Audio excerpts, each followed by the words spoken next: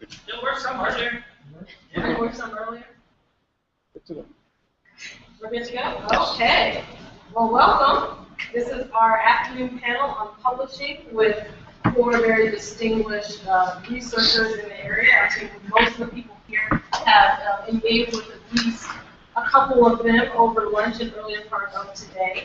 So I wanted to do some quick introductions. I actually prepared bios for each one, but since we're running sort of a little bit on time and I wanted to make sure we get to all of the questions that the students might have, I wanted just to go ahead and give them like 1 sentence each because their bios are extremely long. So I'll start here over to my far right, Tina. Eliassi-Rad. Eliassi-Rad. So she's an associate professor. She has published in many different areas, lots of research in this area of data mining. So there will be a lot of things she can share with you about research as well as publications. So make sure you give her a warm welcome. And then Rumi. Rumi is a recent addition to Bosch. Just the past 6 months, correct? But before that, she was actually a postdoc. So she has some great experience coming from an idea of the student aspect, coming into a research institution and how does that work, and doing the research and all that wonderful publication know-how. So thank you.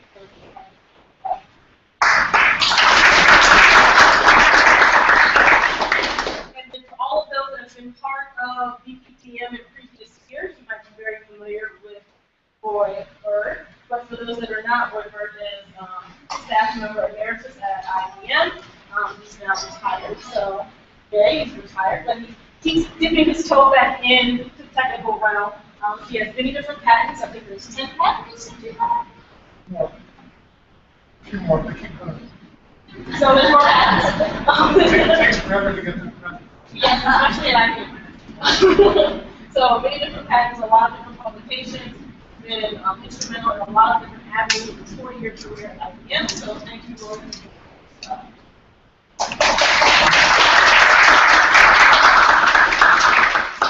Last but certainly not least is Gregory. How many people know who Gregory is? Oh, some people didn't do that. Okay, if you don't know who Gregory is, I'll be very brief. He is the founder of KD. He has been chair, co-chair, editor-in-chief extraordinaire. He is basically a data mining godfather. So we're just pleased that he is able to join us another year to serve on the panel and serve as a mentor. He is also president of KDNuggets. So if you are not already tuned to KDNuggets, please feel free to log on to KDNuggets and look at all the different news, job opportunities, and tutorials, and everything that is on the KDNuggets site. So thank you for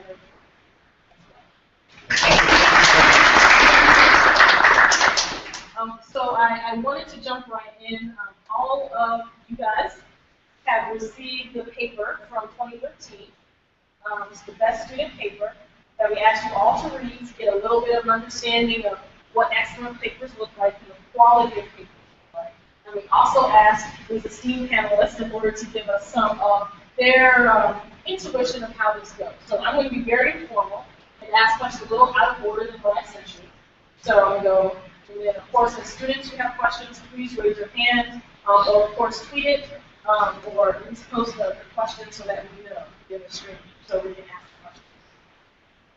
All right, so this paper, late applause. So this paper was listed as the top paper. See that top paper? So maybe 2 of you out of the 4 could list what you think is probably the reason why it received the top paper. Just 1 or 2 things that you found to be very poignant about the paper. So I thought it was well written. So the English was good, and no grammatical mistakes, which often you do find in campus, especially on there are lots of things I like about it. One I'll point out here is they did lots of experiments with their system with different parameters. So you got to explore the space of solutions with that parameter space. And I think they did a good job of covering that, giving a good sense of the properties association. So let me quickly add. So interestingly, actually started the KDD Best Paper Award around in 1997, just a very young conference, but thought that having Best Paper Award was a way to raise the quality of the conference so that people would recognize the best ones and learn from that. And I'm certainly very pleased that we succeeded very much. This year KDD conference is, you can see, actually sold out. I think it's maybe the first time ever for an academic conference. So certainly we raised the quality and interest in KDD. So this particular paper, I also liked it very much. Several things. One, it solves an important part count triangle, specifically an important problem for analyzing graphs, and it has very nice theoretical results by using the paradox. It gives lower bound for the algorithm, and it also has a nice practical result. It relaxes the theoretical bound a little bit and shows that the algorithm is at least an order of magnitude better than great combination. Theory, practice, and, well, it's very. So hope for all those that have published a paper or thinking about publishing a paper, take note of some things that are very important to find the problem, be able to show that significance as well as the contribution of the paper is, and then on top of that, of course, when it comes to the algorithm, showing that it's a magnitude better than something that is done. So those are very important comments as well. So to have a high quality content. Yeah, and in terms of contributions or what makes this paper stand out, they were the first ones to connect the dots between counting the triangles and the birthday paradox, right? So that's something that nobody else has done. So you see a lot of papers that maybe they put toward the space, or they have the theory, or they have the experiments, and they run it on 20 data sets. But the fact that they were the first people to make this connection and then be able to use it, as Gregory was saying, to come with a space division algorithm was one of the things about this paper that set it aside, right? Because we all want to be different, right? We come up with something people want that was right? And also to add to the fact that the birthday paradox itself is there, right? They kind of add on to it and they show that complicated problems can be solved. So it was innovative in a certain way. And the second thing I thought was because the algorithm itself, if you go to the algorithm, is very simple. Easily, drastically change. Anyone from the audience have follow-up questions for the panelists about this particular question? What makes a really good research paper? Is there any subcommittee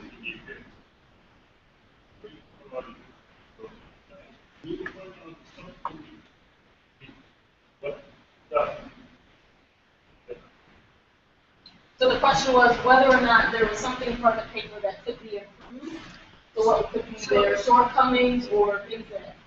Yeah. Are you talking about the paper or the approach? Because the approach can be improved.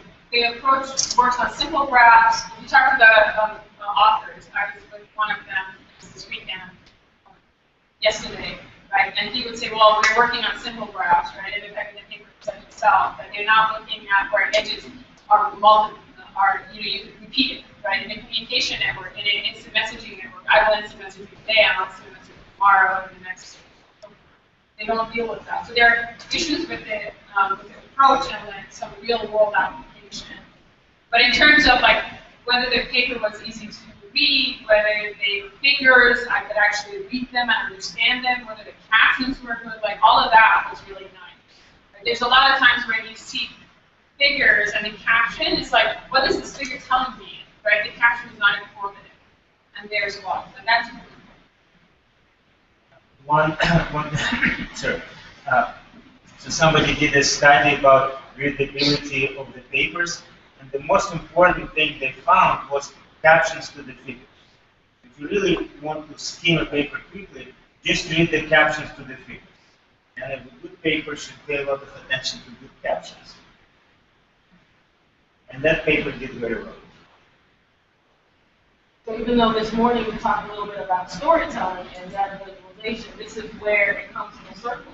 The research paper not only sound technically, but also able to present it and articulate in a way that is transferable to those that are going to be reading it from this different disciplines, even if the subdiscipline happens to be very, very. And for those of you who haven't seen it, there is an eminent professor of computer science at the University of California, Riverside. His name is Iman Pio, and he had a tutorial at KDE a while back on how to get papers published and have like high-impact papers. And it's a very good tutorial, and I've even given it to like other people outside of computer science. And when they read it, they're like, "Yeah, that's how you should write a paper, a research paper." Like, the problem has to be clear, the motivation has to be clear, right? The space should be explored well, and captions as well. So if you haven't looked at it, it's got 150 slides or something. But do yourself a paper and go through it. Adding on to that, there's also a poster lecture, online lecture by, I think, on scientific writing. Yeah. Research and disabilities. And there they say, like, usually we write a lot, we have a lot of clutter in writing, and we try to use very complicated words. But that kind of confirms. It's good to write clearly, simple words, but every idea. Yeah, I also highly vouch for that. It was taught by a lecturer, I believe, at the School of Medicine at Stanford. Really good. Is it called Writing in the Sciences? Yeah, I think something like that. Yeah. What was the name of the investigator from UC Riverside? Is it Ivan? No, Iman. His last name is K, as in Kathy. E-O-G-H. And he's done a lot of really seminal work in time series, compression, and so on. And in fact, he's one of the top 10 most prominent researchers, right? And you had a blog. Number 6. Number 6, yeah. So on KDNuggets, one of the news. How often do they come out?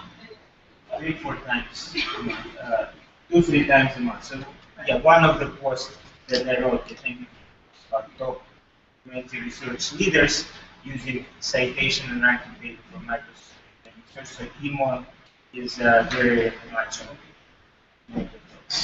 Yeah, so he has the street cred for the tutorials. Once I comment, I had to sorry. So, especially questions, we like to know what a paper can be in science. That's very cool because you identify many papers.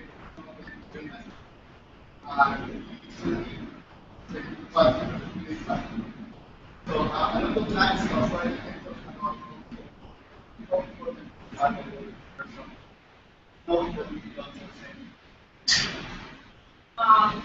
How important is it to cite other people's work?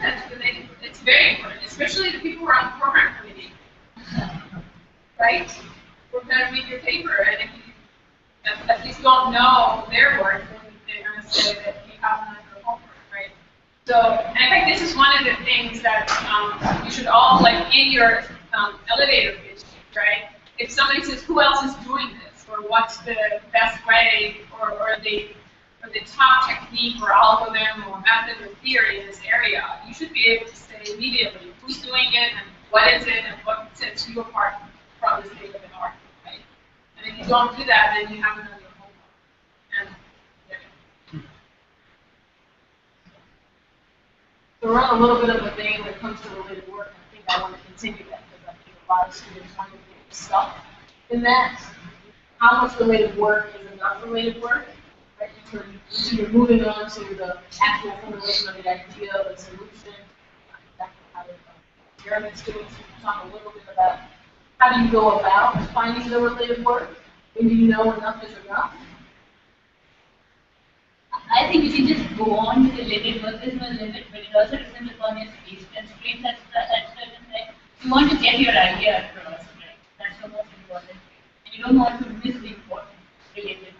At the same time, what I like are survey papers, because then you can say that there have been a lot of activities that have been are citing something that has cited a lot of work, so that kind of reduces the amount of citation. And also, sometimes for any particular idea, there's a sort of seminal paper and lots of other papers that are derivatives from that. So you don't have to cite all the derivatives if you get the seminal paper. So my advisor told me quite a while ago that I also asked him the same question, like there's so much related work, it's infinite, so when do I start? I think he said something like, well, basically you read related works until new ideas appear. You know, hopefully if they do appear, then you start doing your own. If not, then you do something else. Yeah, and I don't know how many of you guys actually go, for example, to the ACM Computing Surveys Journal, but that's a really good journal that publishes survey papers. And just as an example, there's a survey paper on anomaly detection. Usually data mining people are really interested in anomaly detection to get a lot of money for it, right? There's a survey paper from Minnesota. The first author is Rumi. He's an assistant professor at UC now. And that is an awesome survey paper. Like, it should be put up as a role model about how to write survey data mining. And when you read it, you realize why it is. It's a role model. So they have it nicely broken down into different approaches and the assumptions of different approaches, and what application areas that should be for that person's work, and what tools it has. It's really nice. I had to recommend looking more at that journal. Is that the ACM computing survey? Yeah. And the first author is Chandola, Chandola.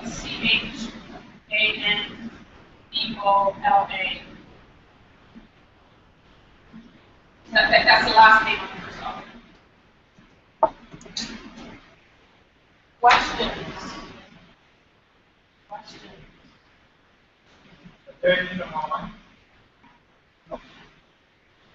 So, yeah, I have a question. When you're reviewing paper, when you're reading paper, how much do you weigh or prioritize the actual research versus the layout or the and all you guys mentioned when you read the student paper was nicely written, the pictures, caption, so it was well written. How much do you prioritize the well written part of the paper versus the actual uniqueness of the research? I think it's both important. Like, like you may have the best idea in the world, but if I can't comprehend it, then, you know, like if I have to rewrite your paper to understand what you wanted, how would the idea? And if you write a really good paper, but the ideas are novel, that's not good either. So I would say both of them are very. I would maybe slightly order them. I mean, the paper has to have some novel contribution. You can probably determine that from the first page. No, it doesn't matter how the rest of it. It also has to be relevant. So if it is novel, then you can read further and see how well it is. Some novelty or some contribution, this is required. And usually if it's novel and poorly written, you can still make it. If it's well written but not novel. Touching on that, I think abstracts are very good. But as the first goal for the paper, if you decide what paper you want, and it gives you an idea of the paper you want. But the point is, like, if the paper has a lot of typos and grammatical mistakes and captions that don't make sense, but however novel it is, you know, like, it's going to be very difficult to figure out the novel. You know what I mean? Just like, because I'm going to have to be constructive for you. Okay?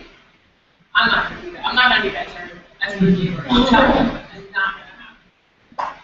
In fact, I often get papers by clearly written by native speakers. And my first advice to them is to have it edited by a native speaker who understands more or less what's going on. And in particular, often what happens is that the paper has multiple authors, and you can tell where one author stopped writing and the other author started. And one of them is the native speaker, and he or she hasn't read the other half of the paper. And I sort of worry something wrong with it. So you're not going to reject or accept the paper. It's fine. It will take how you. But if I read the paper and I start reading, it's a pleasure to read. It's understanding, developing the tons of titles, and probably more inclined for reasons to accept it. Versus a bad paper, maybe we start looking more for reasons to reject it. I think that's really sort of affects the emotional state of the group. I guess all I'm trying to say is that they go hand in hand. Yeah, You know what I mean? I mean, some of you are interested in it. So it goes back to stories of it. I mean, at the end of the day, you have to be able to tell the story of the research. The research story is different from an English narrative story. The research story needs to have that breadth and also the depth in order to connect with viewers on. So the viewers can be people that know your discipline inside and out, and then people that might be slightly outside that expertise. Because reviewers come from all walks of life. We have from a postdoc, we have emeritus from IBM, we have someone that started KD. I mean, backgrounds are very, very different, right? The breadth of knowledge is very different. So I think it's very important that you try to connect with the actual group. I think it's important to remember that you're serving as the first line of defense for either the conference or the journal, because they want to keep their quality up. And if you let papers in that don't have good ideas or don't express those ideas well, then that could lower the quality of the journal. So you want to be able to say that you've done your job. Well, I have two questions. The first one is how much do you value, for example, this paper is a theoretical innovation, but how much do you value, for example, in comparison for applied innovation, not creating a new theory or a new model, but applying to a new problem? How much do you value that in comparison for review? That's the first one. And the second one, I can say it later. Let's look at the answer that one.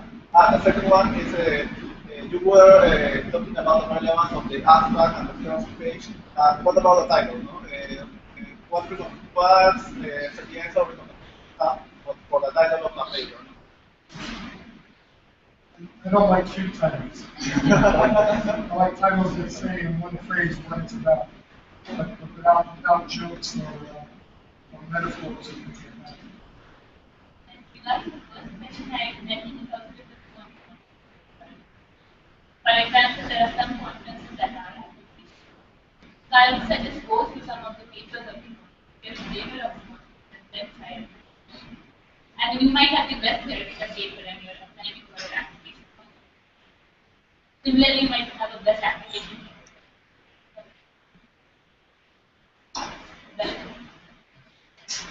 So title is very important because also title is what reviewers see when they choose the paper.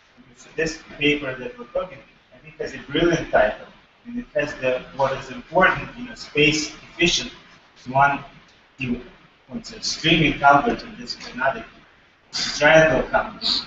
Third, and then goes the paradox, which is Rumi, and it connects 4 different concepts in a novel way.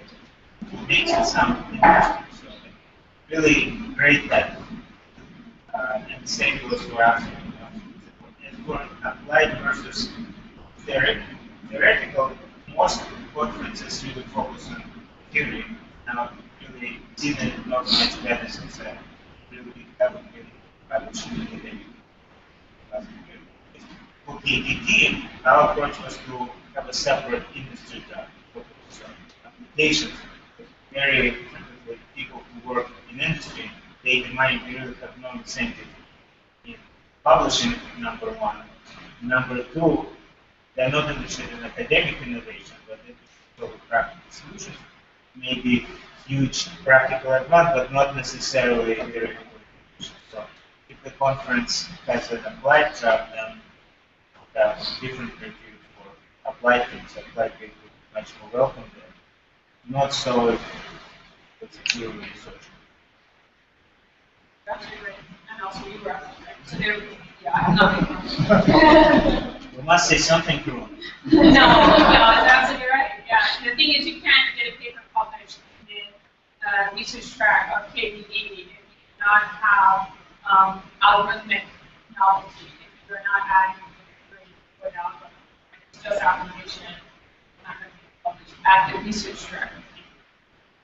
That's exactly right.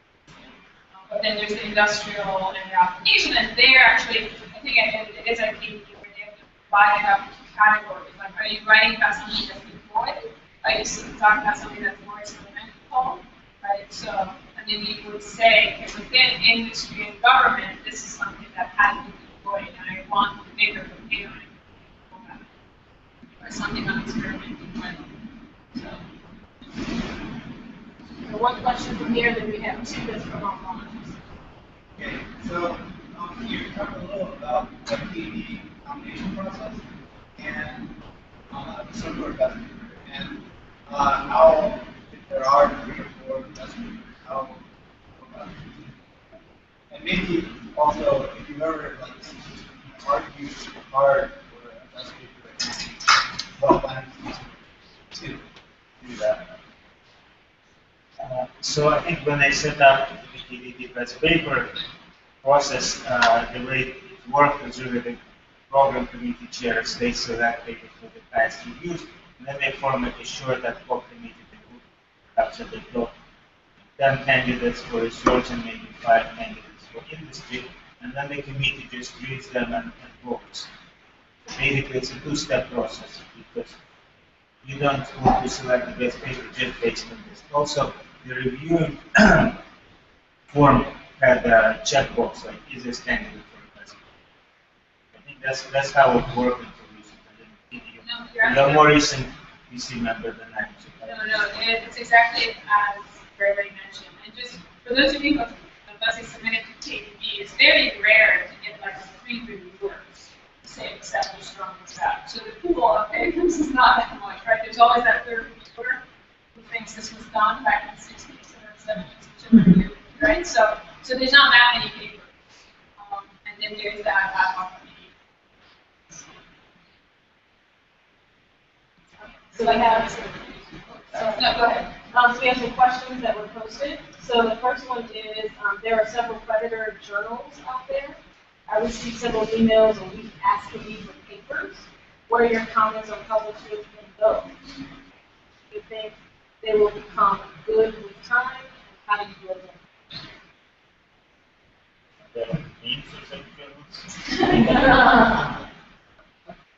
I get lots of them. I recently joined the medical community and published medical journals, and there are huge numbers of them. And whenever I get those solicitations, I just review. Yeah, I don't think that such predator journals will become time and you don't publish. So one we have a good opinion before you just publish. And with journals, usually there's an impact factor, right? You can look at the impact factor and you can see how well the journal is. I think as a student, I learned a lot, like, if you apply for top journal, and even if you get rejected, the reviews are daily. So it also depends upon the peer who is reviewing you, and a good journal have a good reviewer, and that's really important. So the quick answer is not engage. Ever. All right. Second question is, do you have any advice for new researchers who haven't published a lot? Would you recommend trying to get into less competitive journals or conferences until you have a portfolio? And then moving up to the top 2. Sure, I think you have your first publication probably will not be accepted by, let's say, transactions of DVD, so you can start more or less. There are lots of, I think now, in KDNuggets meetings, I think there were 30 conferences, I think, just in September. So it's more than 100 this year. Certainly choose some conference, preferably that quality, submit to conferences first, and then gradually do that. Of course, it would be brilliant if you can come up with a brilliant idea, you can submit it to the top journal. For the rest of us who are not so brilliant, start slow and build up. I guess I would go with, it is better to submit a paper to, let's say, a KDD workshop than a B-rated conference. Because at a KDD workshop, you're going to get more publicity, you're going to get more press, your paper, you're going to get more feedback, better feedback. Right? Like having a paper at KDD is like being on a 7 o'clock page, right?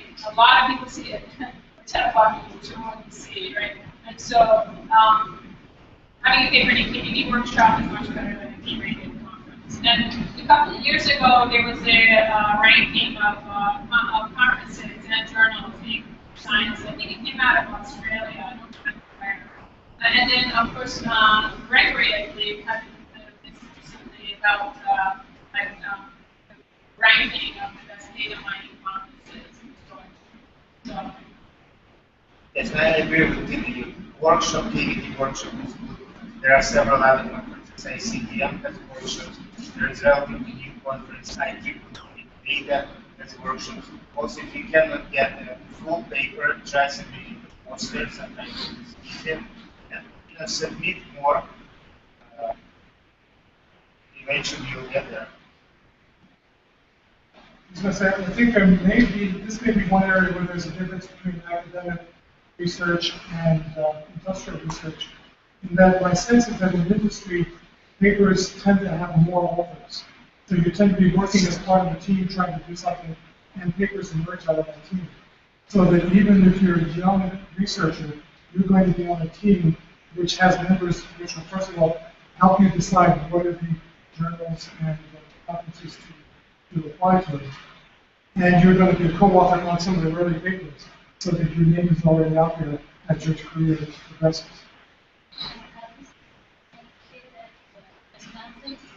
I usually go for HTML science, even if they're not big conferences, because there are small conferences that branch out of conferences. For example, at one time I was working with social media and ICWS, it was a small conference in Asia, but now it has become big. But it was an ACM conference, so I usually go in for an ACM.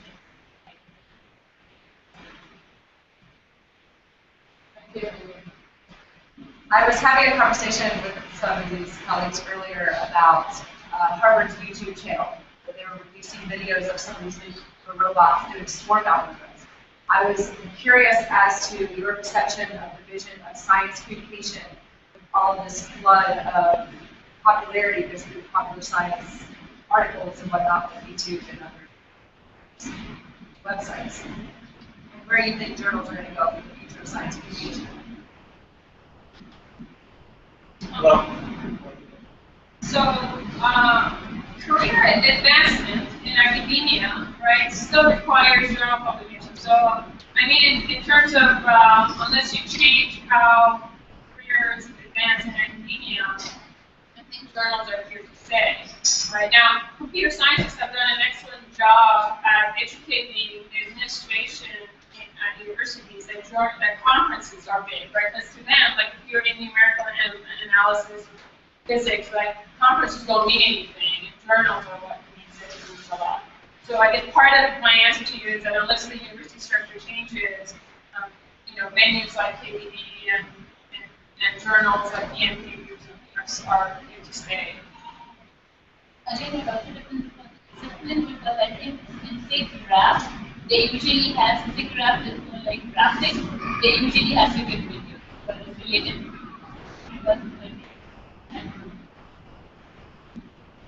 So, Moshe Martin, who's an editor of communications at ACM, wrote a very interesting blog recently about having disruption. Not just disruption when there's a train, but this even stronger disruption because the economic model for journals where subscribers pay and libraries pay will be no longer feasible. It's becoming infeasible. The number of libraries that are willing to pay $1,000 for a subscription to particular stream of journal is really dropping it, so that at the same time there is a fixed cost for publishing quality journal. You need to support your viewers, you need the time, you need to support. So it's a big question what will happen to the journals. Online publications, one proposal that he had is perhaps people publish first and then there's some kind of reviewer popularity algorithm that decides whether this is good quality or bad quality. Publish it on archive.org and then it will be decided. So maybe something will be happening. So that's kind of in terms of what's happening with the journals. Of course, video is great if you're doing graph. With data mining, it's not easy to come up with catchy videos. But, so talking about like publication models and so on and so forth, so I really like the archive.org, and one of the reasons that I liked it, so in addition to the is that a paper does not die, right? Like when you submit a paper as a camera-ready copy, in some sense you're saying that it's dead, right? Because usually you don't come back to it unless like you want tenure or something else where you extend it as a journal. Then if it gets accepted somewhere, then that's it. Versus on archive.org, a paper lives on, and paper should live on, right? Like new ideas come in, and maybe you have some new ideas that you add to that paper. And that's also one model that I really like about archive. So interestingly, there is, to answer your question again, there is a movement within humanities and urban arts to include social media, like blogging and YouTube video is part of the promotional tenure package. So that might be somehow coming into the sciences down the road, but just to know that in that humanities area, it's starting to become a number of essayists, novelists, poets, etc., that publish their information basically for free on the blogs, and they get a lot of followers, and there are a lot of comments, etc., and that is their part of their social impact, the academic work. So you never know what's going to happen. Here and then. I have to question. That's what you do. If you have a very good paper, such as this paper, discuss about that, and you want to publish, and because the other plan to publish in the conference, or the other plan is to publish in the journal. Yeah, I mean that the advantage in that, for example, you know that that's a very good paper, and maybe the conference will be the best paper. If you want to choose between the journal and the conference, which one that you choose? And the second question is that sometimes you see that some of the research are in the news. That, for example, these guys did something or something. How can we have it to the media that that we can pop up our research? First question, let's do the first question. Right, so if you have a paper that you think is going to be a really good conference paper, deciding between the conference and a journal, let's answer that question. So I think that's a category missing because a journal paper requires a lot more material than a conference paper. So, so I see a fundamental difference between a paper and a conference paper. So that kind of decision is kind of made. So there's a conference called ECML BKB, the European Conference on Machine Learning and Intelligence Databases, for example. And the best papers on that conference get us slots in DMKD, Data Mining Knowledge Discovery, but they require the authors to add 30% more material, right? And then I believe it goes on another round of review as well. So they get the top 3% of the papers of the conference. They ask those people to add 30% more material and submit it to DMKD. But if you are in the top 3, if you're not in top 3, then you're not going to be invited to add 30% more material. So I think that's kind of a category mistake, because the journal paper requires a lot more work, and that's my perspective of more in depth. I also think two things. First, conference papers get the material out faster than journal papers.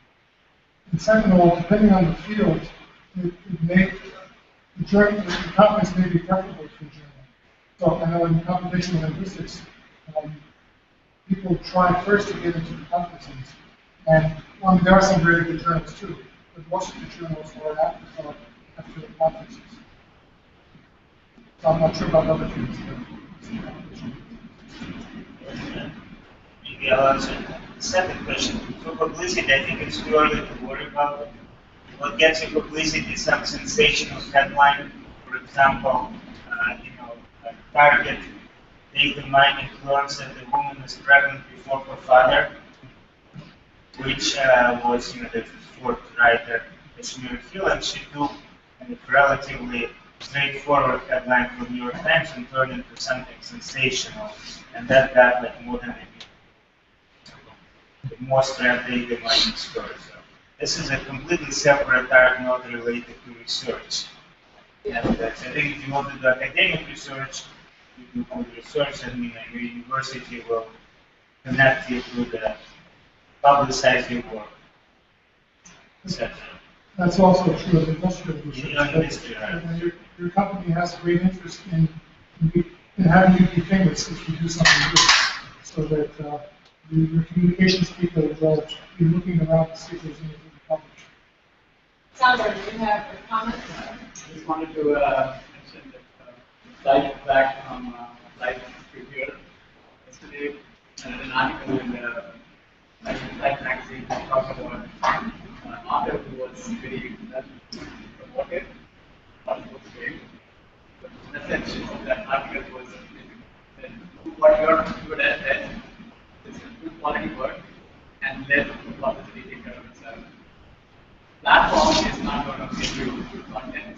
Good content is going to give you platform.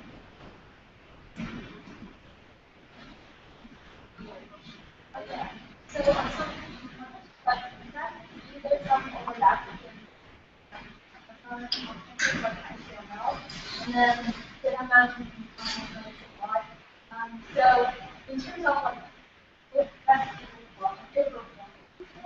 what are the unique points KDB for? Scalability is one that I don't think that I see a lot of folks care as much about. That's one. There are others. What's that? Yeah, applicability as well, but I think number one is scalability. That's what data mining and I see now.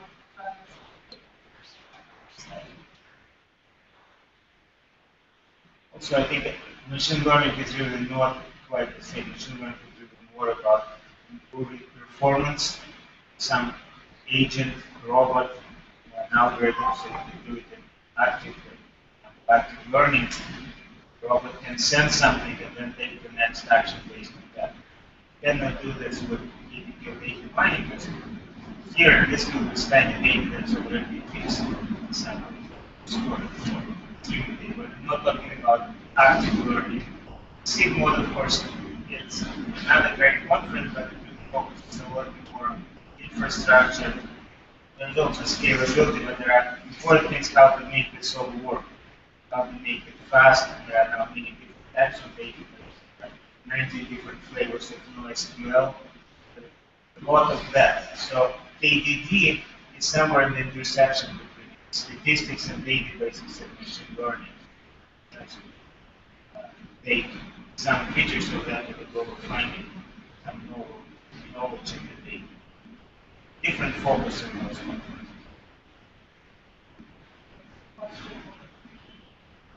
Yes.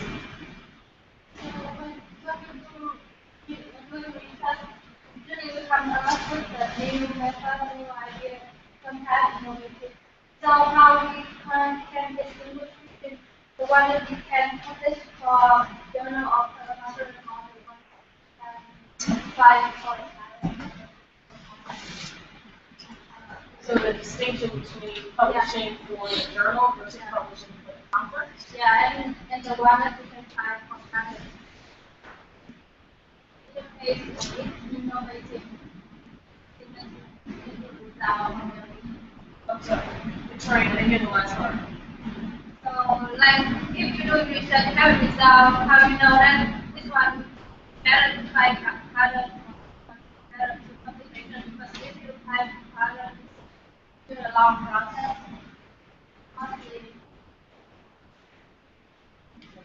I don't have a general answer, but I will point out that, and if you work for an industrial organization, part of the publication process involves a patent review.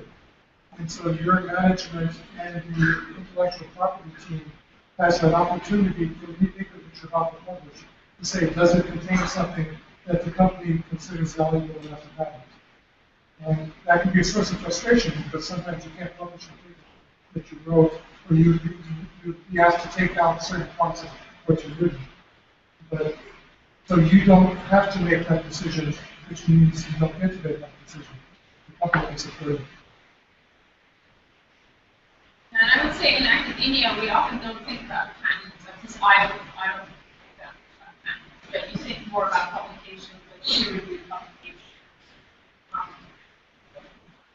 Decision in some sense is made for you, whether you're in the industry or whether you're in academia.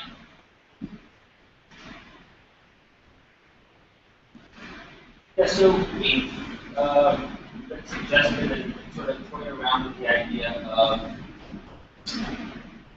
mentors, BBM mentors, connecting after the workshop with students and sort of assisting students on publications. Talk a little bit about what that collaboration looks like for you.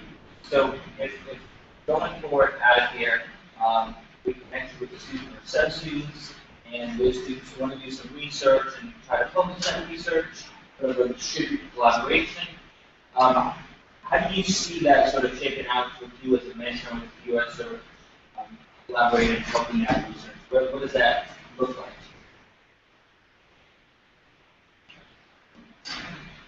You probably more actually publishing. So I guess it depends on how that collaboration. So do you just want me as a reviewer, or am I supposed to also like contribute in terms of technical novelty of the approach, or am I just supposed to help with the writing? Like if it's just me reviewing the paper, like I review any KDE paper, right?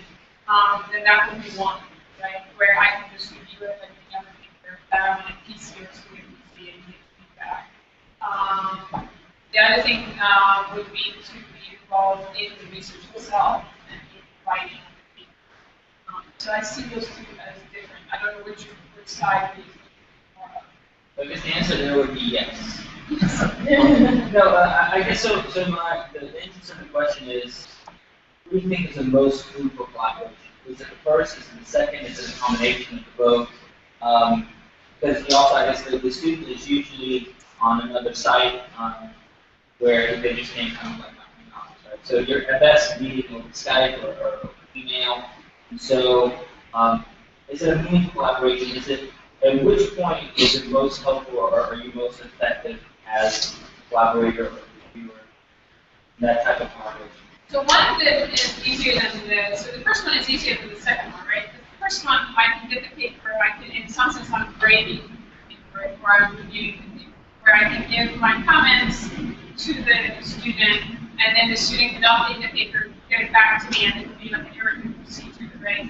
And it is easier because it could be in an area that I'm not that interested in. Like maybe I'm not interested in analysis of images or mining of images, but I can still review the paper. Whether when I read it, I understand why it's novel and why it's important, right? The second one is more complicated and it just takes more of my time. So, again, if I'm not interested in mining images, then I wouldn't want to be involved in a project in research that's about mining images. Okay? And so that one will require more time as opposed to this one, and for other range of narrative. I'm thinking that we need more choices. I think the first one is probably going to be too late. Because if you've already written the paper, then you miss the chance to get some help. Whereas if you want to have reviewers or have mentors help you write the paper, that's not really sustainable. You can't do a lot of that. How about something in the middle where if you're about to write a paper, you can put together a prospectus and maybe write an abstract and an introduction or something like that, or a conclusion. And you just give that much to the expert. Say, could you please evaluate this prospectus as to its interest and feasibility, and maybe give some ideas towards how to actually do the work with maybe. And so that might be more sustainable and get with the early enough intervention that it can make a difference to. I agree with you. I think maybe more effective aid would be at the early stage. You have several ideas. When you start a research project, that solve you give some feedback.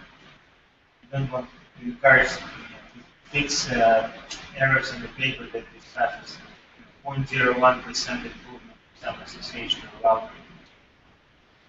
Probably try to direct toward more useful, maybe more novel approach, and there would be a lot more chance of finding something. Once you found something, fixing the paper, and working on it, and then no amount of help. I think there needs to be a bridge, actually. It's understanding expectations of both the mentor and the mentee, which I think is what Tina was alluding to, is expectations that the mentee is going to be actively engaged in the research process, which is what Laura was alluding to in the perspective. So putting your ideas on paper, watching them out, articulating them, and then presenting it to someone that is a mentor or advisor status, and then asking for that critical review to be able to exchange ideas. What tends to happen in all of us board tests that have done papers is that there's a minutia, there's ebb and flow. You know, you might think there's one particular idea that you want to pursue, but then as you develop your research, you might find out that all of a sudden you need to navigate over a little to the left or to the right, go down a different rabbit hole, and then decide, oh, okay, this is what I want to do. So I think being flexible and understanding what the research process is, and then you'll be able to get a better experience coming out. I guess my question is for Gregory. So what you just stated was, if I'm not mistaken, was starting earlier, starting even before. Were you suggesting that we interact with someone right as we're starting the project, almost as, as we're proposing an idea? Exactly. Well, first, I assume that you cover academic advisors and professors. So that would help. We give that would be in addition. But yes, the most valuable help probably in the early part. Think about different directions and different approaches, things to try. So that would probably most valuable. Have a rocket. Most valuable part of interacting with the early stage. Hopefully that will help you to develop and achieve very good things. In time for probably 2 more questions. So if you identify one widespread problem,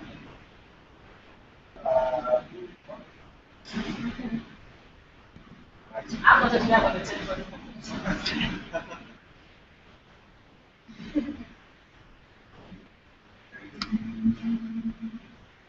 Do you think that there is so.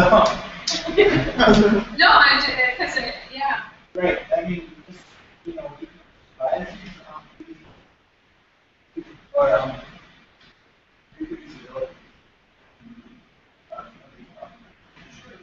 That's a good one.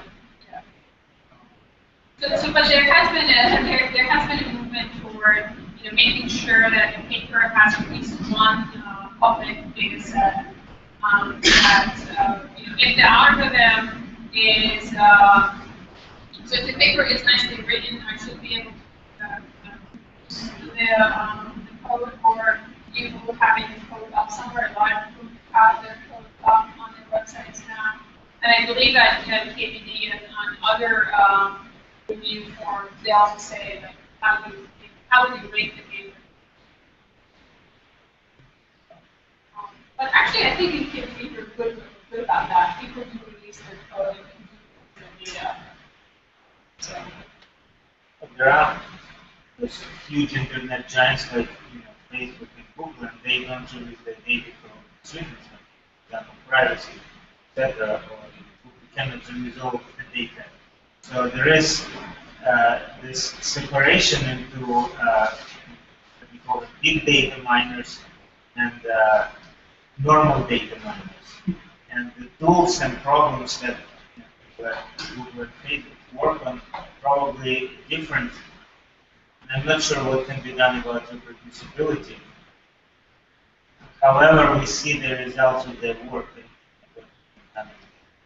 That is in some way a way to test what they do, whether it's working or not. This may be one problem, not specific to KD, but the other thing, I'm not sure if you're referring to, but there was at some point there was a big discussion about double-blind reviews. And I know that ICDM, I did with ICDM, went to double-blind reviews and was definitely deep. At the time, when I was the chair, we decided not to do it because it didn't seem necessary. And second of all, if we work on some really large problem, it's very hard to anonymize the person is if the authors write or we develop the largest search engine, but the largest social network, how you could anonymize Yeah, on that note, I know that Yuri Leskovich had the reviews for KDB this year. He gave them to undergraduates, and they analyzed the review. And he is going to present the results at the business meeting. So come to the business meeting at KDB, and I'm not going to give you what he told me. Come to the business meeting and find out how things are, their biases. Okay, one last question. Can you publish non-positive results? So if whatever you did doesn't have an improvement, that's a publishable in outside. You're an academic. This is a great question, and I know it's very hard to publish. Charles Duncan at some point organized a special issue on negative results, and it may be very important to publish negative results, but somehow all the incentives are against it, so it's very difficult to publish, unless you debunk someone else's. If your negative result is negating someone else's positive result, that is difficult to publish. But if you just say this, try this and it didn't work, it's hard to publish it by itself. I think that also depends on the field. I have friends in astronomy, for example, and astrophysics, who do publish negative results because they've tried something and they found that it doesn't work. And so they want to tell people to don't do that anymore. So I think in some fields it is possible, but maybe not in all fields. That's a Any last comments? Okay, so what we're going to do is we're going to have a half-an-hour break. But I do want to encourage you all should receive an email from the first survey. So please fill out the survey break and provide us with some feedback to help make PTM better for the years to come. And so back at 3:30, you will come and join. So you go to the restroom, you can have some water, etc. Off the course of panelists and the rest of the students. All right. See you at 3:30.